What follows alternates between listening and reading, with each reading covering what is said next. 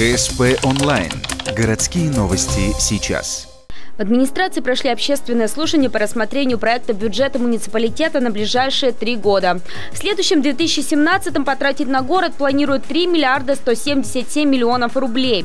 Значительно меньше по сравнению с текущим годом. Доходная часть, это, к примеру, налоговые сборы, прогнозируется в сумме 1 миллиарда 351 миллиона рублей. Ниже 2016 года на 38 миллионов.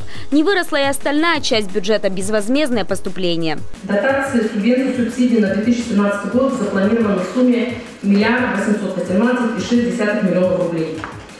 В 2016 году эта сумма составляет 2 миллиарда 211,5 миллионов рублей. Исходя из этого, можно констатировать – опять дефицит. Чтобы покрыть его, бюджет планирует привлекать коммерческие кредиты, которые будут выплачиваться в течение года. А еще нужно покрыть и хвосты за предыдущие периоды. Проектом бюджета также предусматривается снижение в 2017 году муниципального долга до 445 миллионов рублей. Также запланировано и снижение расходов на обслуживание муниципального долга на 9%.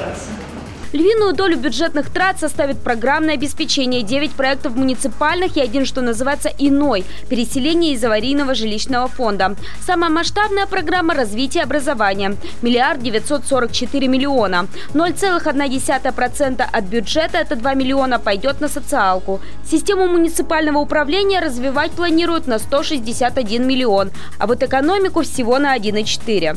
Развитие экономики, то есть экономика – это двигатель прогресса, то есть экономика – это все, тем более республики. Почему такая разница в развитии экономики и административного управления? Муниципалитет прямо не может участвовать в финансировании экономики, буду называть вот это вот так, таким образом.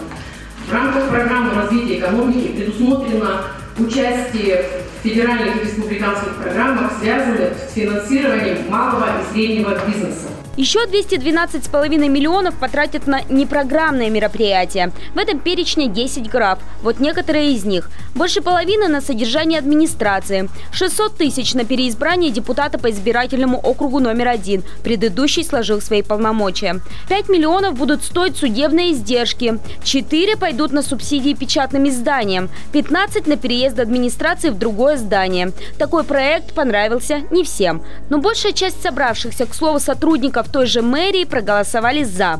Результат слушаний – рекомендовать этот бюджет для принятия Советом.